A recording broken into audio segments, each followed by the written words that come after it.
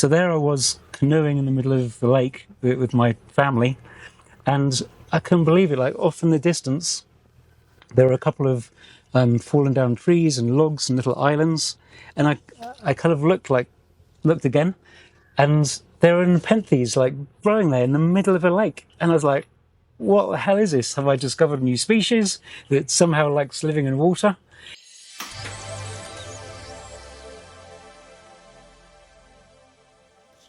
Hello, welcome back to Nepenthes Talk. We're here in the nurseries of Borneo Exotics. I'm Rob Cantley, and we're very pleased to be joined by my close friend here, Mr. James Haig Streeter. James is a world-renowned architect, world landscape architect, and this is actually his third visit to Borneo Exotics, but the first time we've had the opportunity to interview him. So welcome, James, to Thank you very much. Nepenthes Talk. Thank you. No, it's my real pleasure to be here. And first thing I'd like to know is a little bit more about yourself and where you're joining us from, and how did you first become interested in carnivorous plants? Right, well, these days I live in Penang in Malaysia, but I grew up in the south of England, and that's actually where I first became really interested in carnivorous plants. Obviously very different from the amazing plants that you have here. But my dad is an ecologist and a botanist. And as a really young child, I was probably, 6 or 7 years old, went to a place called Ashdown Forest, which actually many people will actually know because it's the setting for the Winnie the Pooh stories. But as a young kid, I wasn't so interested in Winnie the Pooh. I was interested in the fact that there were these little red plants that one day my dad showed me, and he said, you know what, there's some plants which actually catch insects. And I was like, wow, this is amazing. As a little kid, incredible. And he said, well, not only that, but some of them are right in front of you. And I kind of crouched down and there's this little fly caught on a leaf. And as a little, kid, I thought this is like the most incredible thing ever, right? Like this plant which was actually eating a fly and it was right in front of me. And that totally hooked me.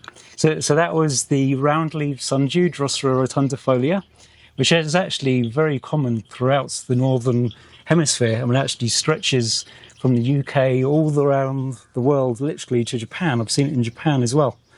So that's actually how the whole thing began. So it was actually seeing them in the wild, and from that, starting to grow them just on the windowsill myself. Again, as quite a young kid or young teenager. But at that stage, it was actually very hard to get information about them. It was very hard to find places to buy them. But yeah, that's how it all started.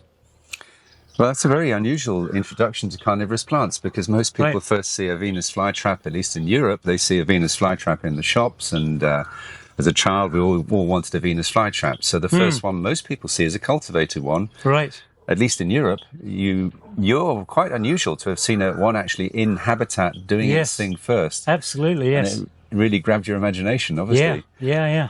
So now you're in Penang. You grow plants at home on your windowsill or some other way? Yeah. So I grow them in my home office on the windowsill, and I've been doing this, for years. So after I first saw this sundew, I immediately wanted to grow some other carnivorous plants myself.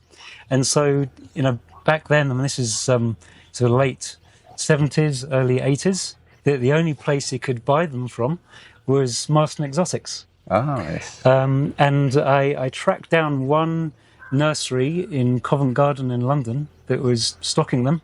So I went up there with all my pocket money and bought a couple of, Sarracenias and other Droseras, Drosera capensis, and, all the kind of easy things to start with.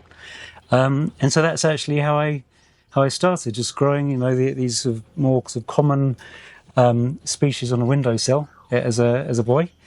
Then I, went to university. Unfortunately, couldn't take my plants with me. But after I graduated as a landscape architect, I then moved to San Francisco, and I discovered California carnivores, which was incredible. Because I'd never actually physically been to Marston Exotics. I hadn't seen, the huge collection. So going to California Carnivores, now this was probably sort of late 90s. And at that stage, the nursery is still open to the public. Met the founder, Peter Diamando, who is like an amazing character. Took the time to show me around the nursery, and this was like incredible. It was the first time I'd physically seen a Nepenthes myself. Went into his smaller lowland, very hot sort of house, saw them there. And these are just absolutely amazing. Hadn't seen anything like that before. That's a very fascinating story. When you went to university, did you leave your collection at home, and did your mother kill them for you? Little by little, yes. Little by little, yeah, they hung in there. Unfortunately, exactly what happened. Yes. And also, when you were in Covent Garden, you didn't mention fly traps. Most of us started with Venus flytraps, but yes. You mentioned you bought other varieties. Is that because that was the only plants available in that particular place, or did you not particularly fancy Venus flytraps? No, I did have a Venus flytrap as well, and actually my mother was a A-level biology teacher, and one of her colleagues at the school where she taught had a degree in physics, and he, as a hobby, had figured out the number of times that the little hairs in the Venus flytrap have to be triggered in order to close, and he'd actually sort of analysed the electrical cutting edge in those days. So that's actually really fascinating as well. So I've always also been interested in Venus flytraps as well. But basically, many carnivorous plants, when they're absolutely fascinating how they've evolved and all the rest of it. But as I said, going to California Carnivores, meeting Peter's like incredibly enthusiastic. At the time, he'd just published his book, The Savage Garden, as well, which I probably read about 10 times. Autographed it to me, so that was great. So that's a book I'd really recommend to anyone to read as well. Really excellent. So you didn't meet Adrian Slack personally at Masters No. Exotics. No, that's unfortunate. But sadly, both of those characters are no longer still with us. And Adrian did a great deal, I think, to promote carnivorous plants in the early days. Yes. And his first book was particularly a seminal work, really, on cultivation. Absolutely. And that book was something which, again, I read it cover to cover many times. I actually remember the year it was published in 1982, because it was given to me by my mum as my 12th birthday present, and I immediately read it many times. And that was actually the first time I saw a photo of a Nepenthes, because as I said before, in the sort of late 70s, and you probably know this more than me, there just wasn't the information out there.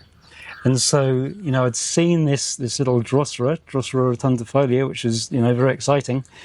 But then, I was looking through some books in my parents' house and came across a Victorian print of a Nepenthes, and I was like, what the hell is this? This is incredible. But back in the day, there were just Victorian prints that you could see. There weren't, photos published or anything like that. And that really sparked my imagination. It said, underneath monkey cup. It's like, well, what does that mean? Does it eat monkeys? I don't know. I was, like 10 years old. And then, Adrian Slack published his book with these, gorgeous photos and, great descriptions and all the rest of it. And that's what sort of really then totally hooked me. If I wasn't already hooked, that book actually really hooks me. I have 2 copies of it, and the reason I have 2 is that I wore the first one out. You mentioned you read yours from cover to cover. Yes. The covers fell fine.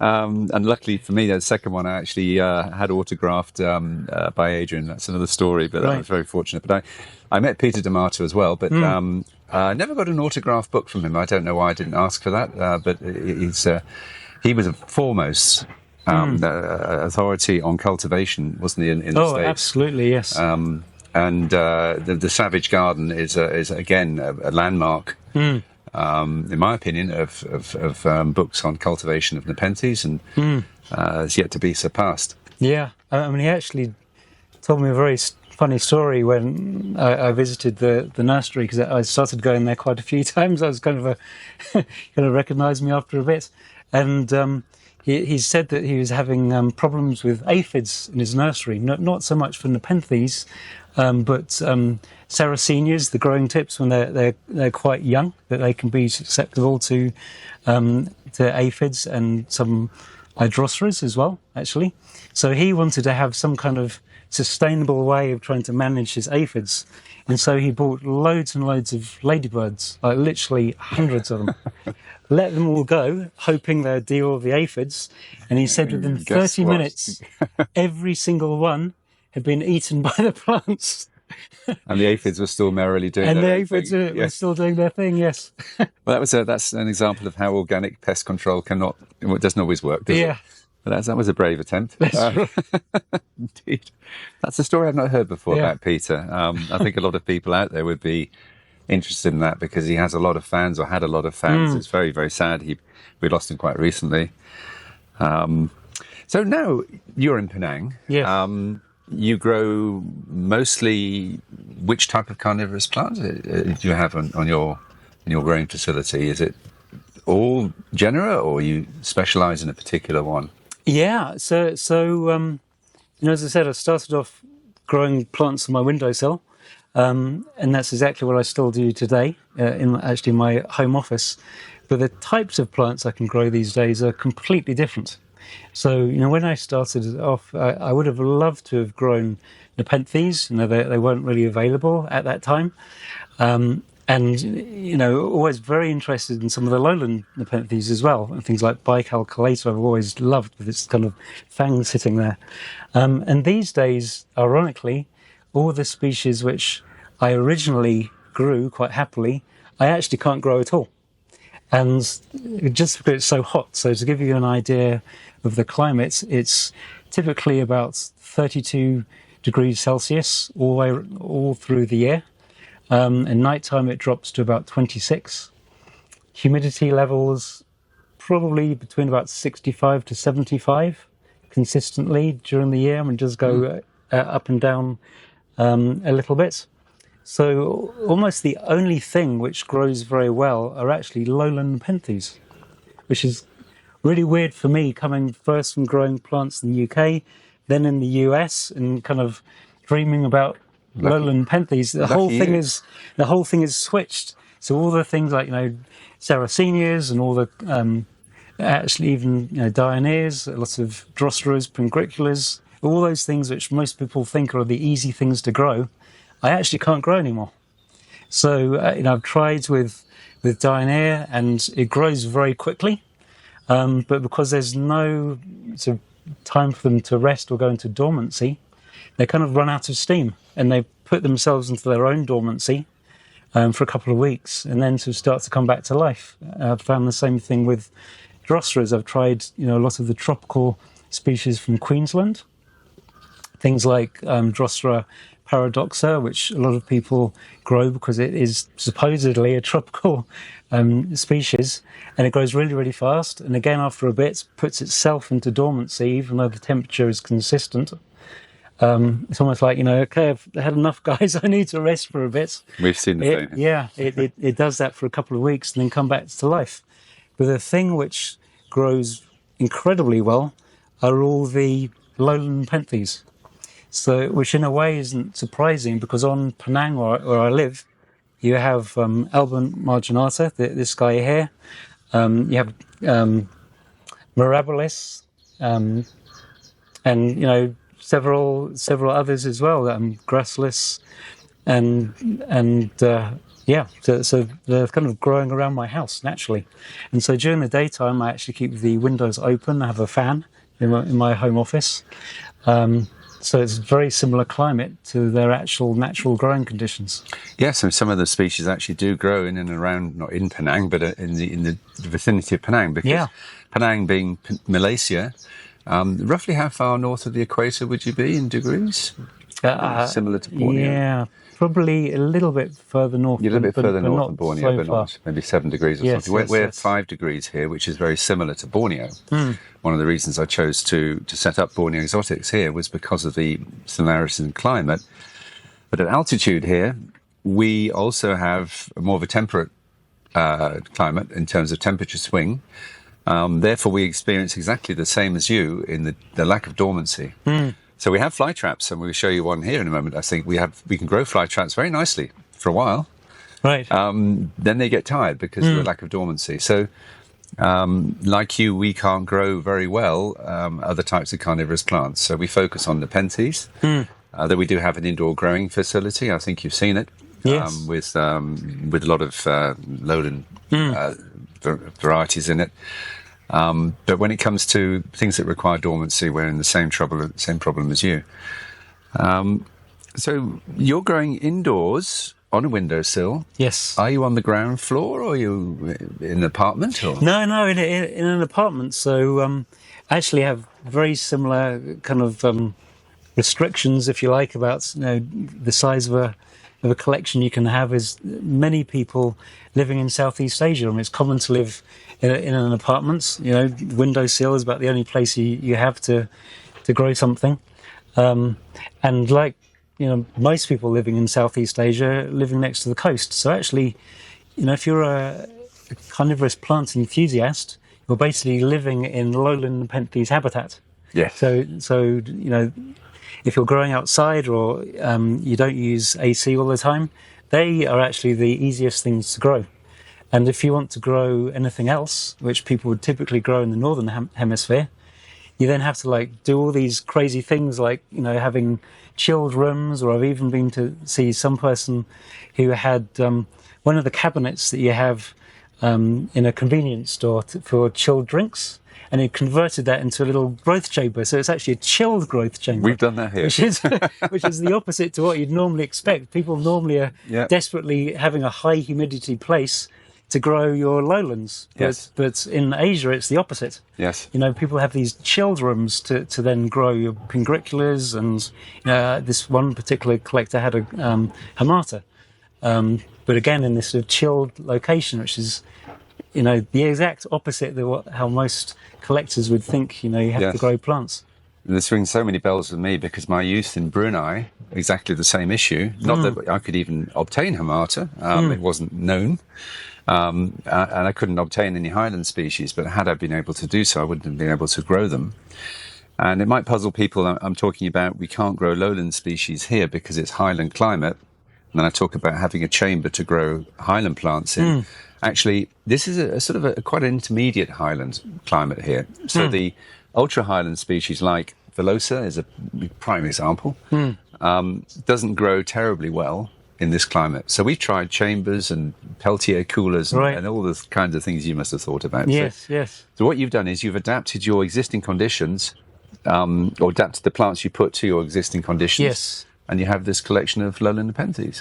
Yeah, I mean, I did try what were in my mind tougher highland or intermediate species. So things like Bloody Mary, Maxima as well, which you can buy in Penang and other sort of lowland habitats, if you like, in Malaysia quite easily because they're grown in the equivalent kind of climate as here.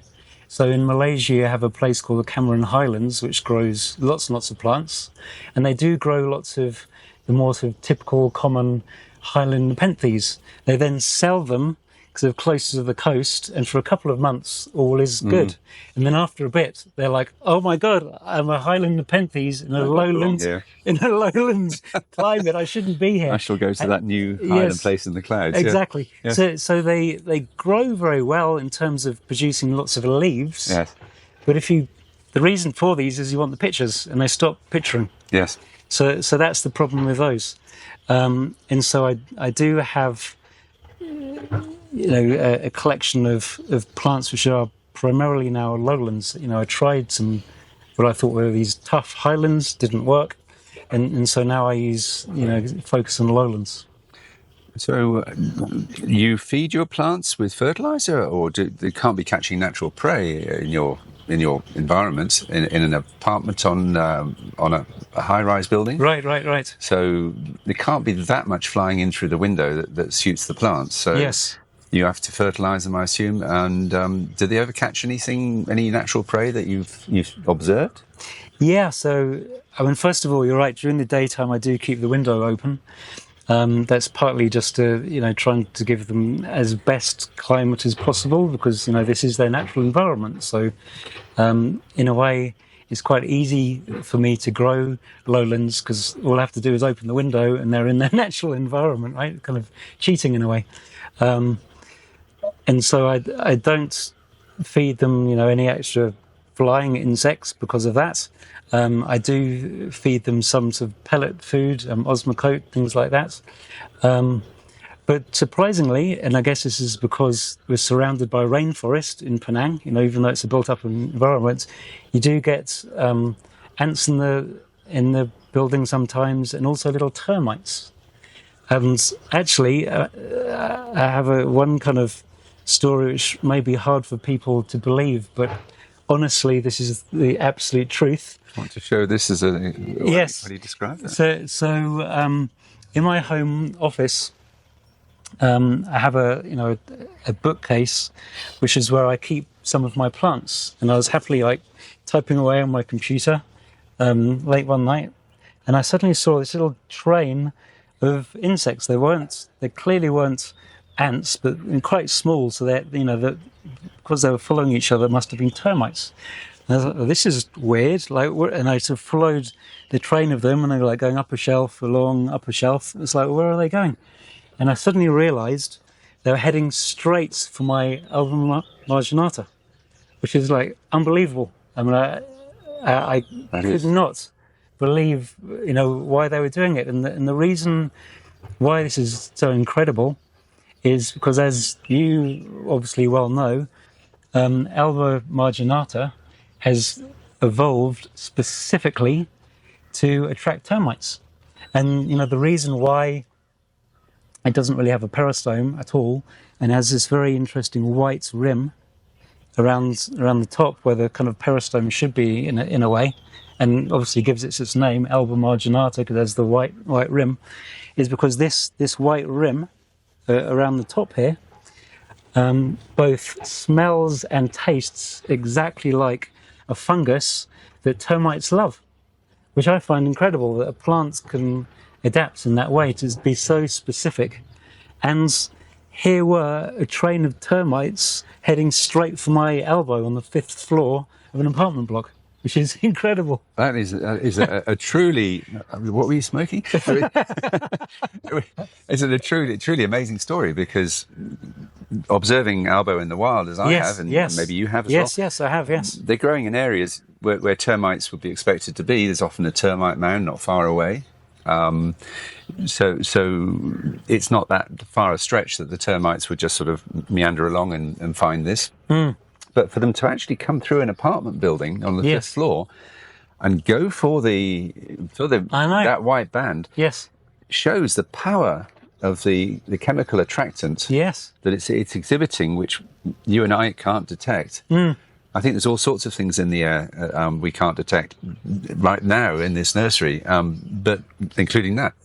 But it's fantastic, isn't it, that the insect can and one insect must have found it, I assume, gone back and laid a trail of pheromones for the other insects to follow. Come with me. Yes. There's an albomarginata in this apartment on a windowsill. I know. I think that's. I'm quite sure it's a true story, and it's a tremendous story and very interesting. And I imagine that somebody or other might want to do some research on that. How does this pheromone reach so far? I know. Incredible. It can't be in an apartment accidental that they stumble across this plant, can it? Yeah. I mean, two things cross my mind. Firstly, it's is my, which bit of my apartment is being eaten right now? That was the first thing. And secondly, can you rent this thing out? It's almost like, rent a kill.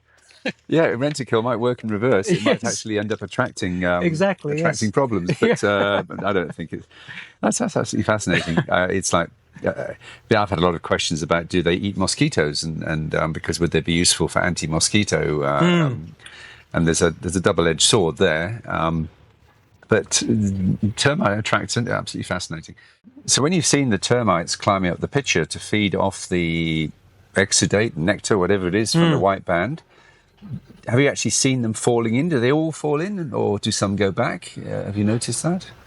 No, I mean I've seen them so moving all around the top of the picture actually, and then some do fall in, but they're not kind of like going straight up, falling straight in. It's more that they're kind of moving around the whole trap. It's interesting.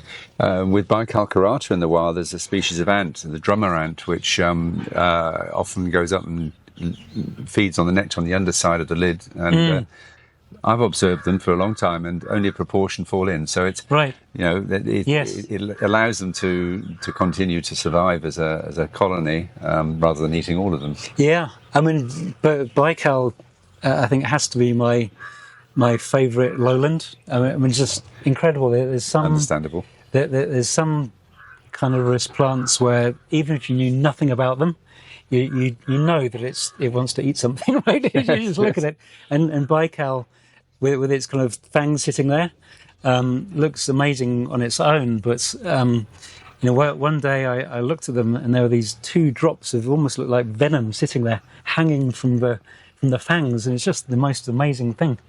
And I actually hadn't seen that before at all, and it certainly makes complete sense how it traps its prey. You have this, irresistible 2 drops of nectar right over the top of the trap, and up they go, and it's like just out of reach, and like in they go. Whoops. Yeah, it's incredible. It's a Last Supper. Yes. Yeah, I mean, Darwin wasn't wrong about many things, but I believe it was Darwin who speculated that the fangs were to stop monkeys from putting their hands in the pitcher and steal the prey. Right. I think he's a bit off the mark. Yes. But maybe it does that as well. Maybe, It yeah. probably has a dual function. Yeah. So, living in Asia as you do now, you've no doubt seen wild plants. I mean, your collection on your windowsill, the Lowland Nepenthes, did you get a spade and go and dig them up from the wild? Where did they come from? Right. I mean, you're right with part of your question, and that is, close to where I live. I'm fortunate enough that things like this, amazing plants, you can see in the wild.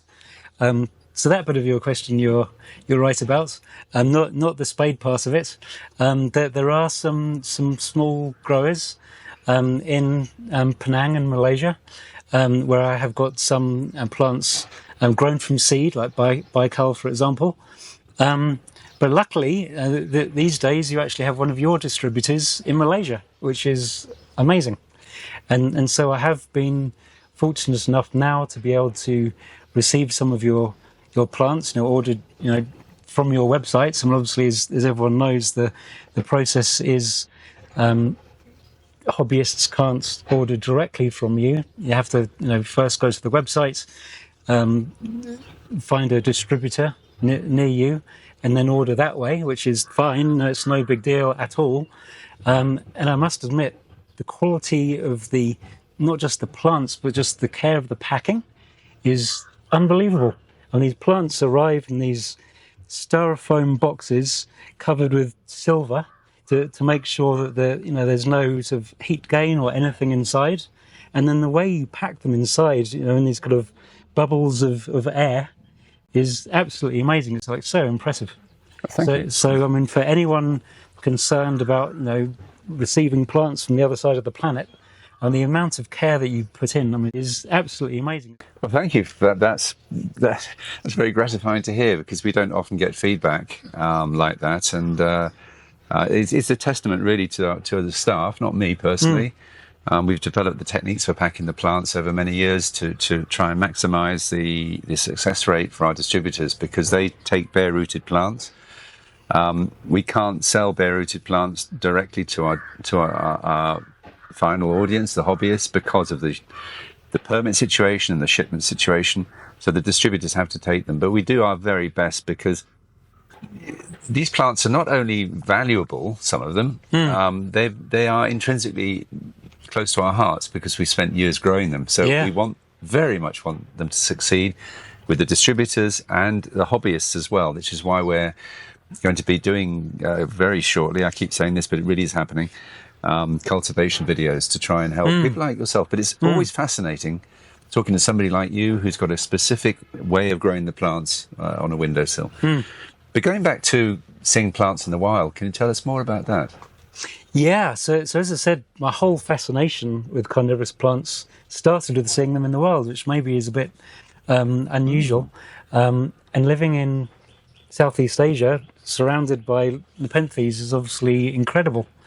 So the first Nepenthes I saw in the wild was actually in Thailand. So I was fortunate enough to travel around the world for a year with my family. So after the COVID lockdown. Which is actually how I came to see you. I managed to steer our travels in the direction of Sri Lanka, and it's like, oh, look where we are, and that's how we first came to see you guys, which is amazing. But the first Nepenthes I saw was actually near Krabi, in the middle of a lake. I wasn't thinking about seeing carnivorous plants or Nepenthes at all, because to my mind, Nepenthes are things which grow in slightly drier conditions, compared to all the bog-loving carnivorous plants. So there I was canoeing in the middle of the lake with my family, and I couldn't believe it. Like, off in the distance, there were a couple of fallen down trees and logs and little islands, and I kind of looked again, and there were Nepenthes like growing there in the middle of a lake, and I was like, what the hell is this? Have I discovered a new species that somehow likes living in water? And it turns out to be Mirabilis, which I now know is actually, one of the few that does like to get its feet wet. And I was like so excited. I was in the canoe with one of my kids, and it's kind of lucky the whole thing didn't capsize. Yeah, you've taken some very impressive photographs, actually. I think you are an accomplished photographer, from what I can tell. Well, thank you. And there's some fascinating photographs, which we might pop up on the screen here. Yeah. That you took, actually. Did you take them from that dugout? Is it a dugout canoe? No, it wasn't quite a dugout, no. But yeah, yes. But the mists, and they're very iconic photos. Yeah, thank you. Yes. And since being in Malaysia and Peninsular Malaysia, and obviously, a lot of Malaysia is part of Borneo, which is the famous place to see Nepenthes. But on Peninsular Malaysia, you have an area called the Cameron Highlands, which is very similar in climate to here. It's, and you see plants like Nepenthes alba, which is absolutely beautiful. And the actual place where you see it has white rock. So you climb up to this white rock, and there's this beautiful white Nepenthes. It's quite a spectacular place to go to. Fantastic. So you've seen Nepenthes actually in their natural habitat, yes, which is actually a holy grail for many people. They actually travel from the United States to Asia. Often they do an organised tour with Stuart McPherson or Shen Li. Does very good jungle tours. He's a general ecologist, not just a plant person. And so you've actually travelled around as much as you're able to so far. I mean, there's still more time, isn't there? Yes. And you've seen Nepenthes. And as you mentioned, when you were a child, you saw your first carnivorous plants in the wild. So have you seen any other carnivorous plants anywhere else in different parts of the world? Yeah, so I lived in North America for quite some time, based in San Francisco. And actually, during the COVID lockdown, we decided to, as a family, to buy an RV and travel around the States during the COVID lockdown. That was like our little COVID bubble. And so as I was the driver, I kind of charted a course to like every single state park and national park where carnivorous plants live. Let's hope your wife checked it.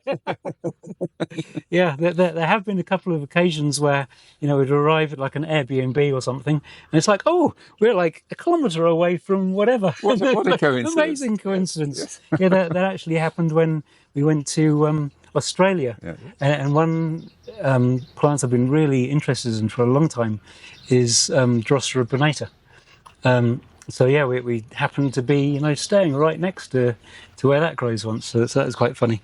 But when we were driving around the States, we saw a lot of Sarracenias, for example, Cobra Lily, Darlingtonia, and went to almost like the holy grail of places to go to generally for carnivorous plants, which is the Green Swamp Preserve in North Carolina, which for anyone interested in carnivorous plants is really like the mecca to go to, because there's about 12 or 13 different species all living there, which is incredible.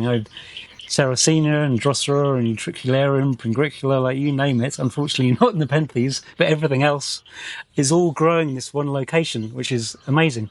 So you would think that a place that has so many plants growing there, rare plants, and with the really famous showstopper being the Venus flytrap, I mean, it's probably one of the only places you can see it in the wild these days. You'd imagine it would be, top secret. But yes, on the website, it clearly says, this is where you can come to see Venus flytraps. You go and park in the parking lots, and there's just a little sign reminding people that it's a federal offence to take them from the wild. But that's it. And you'd imagine there must be like armed guards and things, right? Because everyone knows about Venus flytraps, and you'd imagine they would have been stripped like years ago so people can say they have them taken, from the actual wild plants. But the fact that isn't the case, I think for me, it really brought home the kind of the power, if you like, of what you do here and your messaging of the idea of conservation through cultivation. I mean, you've I think, coined the term yourself. And, when I first heard it, I thought, well, this is a great idea, but does it actually work? And actually going to the Green Swamp Preserve, seeing that the Venus flytraps, which are actually an endangered species in the wild, are happily growing there with no protection. I mean, it shows just how well that works. And if you, think about it, well, why would people take it from the wild? You can go to any almost supermarket and certainly garden centre around the world, and there's thousands of these things. So why would you take them from the wild? And then, of course, the next question is, well, how come like every single supermarket and nursery around the world can actually have the same plant? There must be literally millions of things in cultivation, and how do you actually do that? And coming to your nursery here and seeing your lab, I mean, I'm sure many people don't even realise you have a lab here. The answer becomes quite clear. It's all done through micropropagation and dramatically expanding the number of plants through all the techniques that you've developed. And, that's obviously has helped to save the Venus flytrap. I know you're doing the rest, with Nepenthes as well. And one of the things which I wasn't expecting coming here, I mean, obviously you're renowned for amazing Nepenthes. You've got the largest Nepenthes, collection on the planet. So in a way, that wasn't a surprise. But to see your lab was absolutely incredible. And it's like a proper, fully blown biotech lab with people with, PhDs doing full-time research on how to grow plants in tissue culture, and which is incredible. I mean, not just Nepenthes, but other varieties as well. I mean, not even carnivorous plants. The fact you're working on all these other, rare plants and all the rest of it. That, for me, that's been a real eye-opener coming here and seeing that. Incredible. Very gratifying to hear, yes. I don't think many people realise that what we do is not entirely commercial. Mm-hmm. We also do in our lab, we do things for the sake of conservation. For example, if there's an endangered species, we try to maintain as many individual clones as possible for the genetic diversity. And of course, you've got males and females with Nepenthes, right? But we're also doing other plants as well. So as we expand, and we are expanding very dramatically with a new lab, which I think you've seen the site. Yes. We're expanding dramatically. We're going to put a percentage of our effort into conservation work, because I'm a firm believer in situ conservation, whereby you try to preserve the plant in its natural habitat. That's the best thing to do if it can be done, but sometimes it can't. And the last remnants of plants remaining are not necessarily viable populations anymore. They're going. The only answer beyond that is ex situ conservation, and the hope that future generations at least have access to the plants and can do something about it. So I know you've got a great interest in conservation as well as landscape architect. That's right. Architecture. Yes. So I'm pleased you noticed that. Thank you for mentioning it. Yeah. And of course, you see one of your fruits of your labour right behind you, right here. Oh, the Rob Cantley. That was very early. Yes. 1998, the very early success. And it's tissue culture that enabled us to, when we produce seeds, although you get a lot of seeds, you've got a limited number of plants from those seeds. The traditional way would have been to then grow those up for 15 years and produce more seeds, or take cuttings. It would take decades and decades and decades. So we use micropropagation, not really true tissue culture, but micropropagation to speed things up, because things grow faster in a nursery, in a tissue culture lab, in a laboratory environment, than they do in a nursery. It's that simple. So that enabled us to ship tens of thousands of them. First of all, we go into botanic gardens like Kew. There's some great botanic gardens around the world that we made sure they got supplied, and then sold them commercially. But my heart, personally, I think yours might be the same from the impression I'm getting, lies with the plants themselves.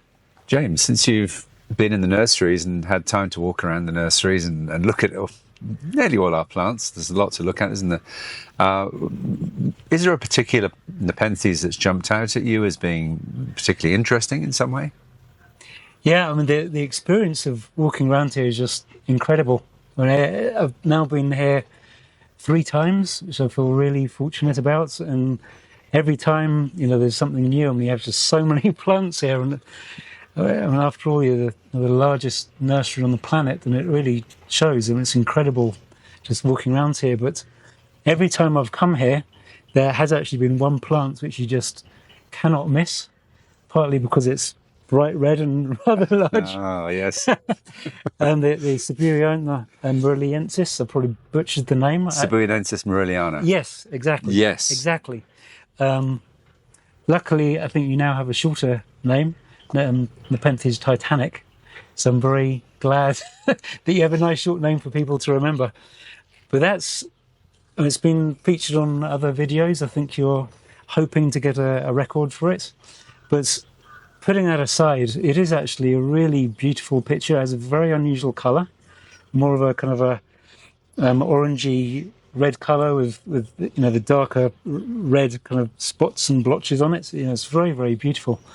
And of course, the size of it is just so striking. You cannot miss it. Particularly if there's a little bit of sun coming through and that really gorgeous orange colour comes to light. It's absolutely amazing. So yeah, that's an easy one for me in a way. Oh, I'm pleased you agree with me. But I mean, I love it too. Absolutely. It's not the tallest picture we've ever seen, but the physical stature of it is it's quite mind-blowing, I think. And we have quite a few of the plants actually lined up here, of different ages.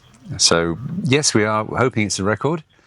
Nepenthes Titanic. It's not officially published yet as a cultivar, but it will be shortly in the ICPS journal, and then it will be official. But it's a pinnacle of achievement for us so far. Whether it's a world record or not, it's a nice plant, isn't it? Oh, it's beautiful. Yeah, absolutely amazing. Yeah, thank you.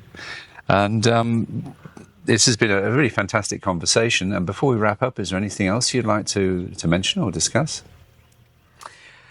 Well, I mean, it's just such an incredible place to come to. It's a shame in a way. It's so far from other people to go and see, but you do have such an amazing coverage on your YouTube channel, and which does actually show all your pictures really, really well. So I'd really encourage people to keep track of everything here through your YouTube channel, because the videos you make actually do show the nursery in very true light, and really does give people, I think, a very good sense of what it's actually like to be here, having been here myself several times.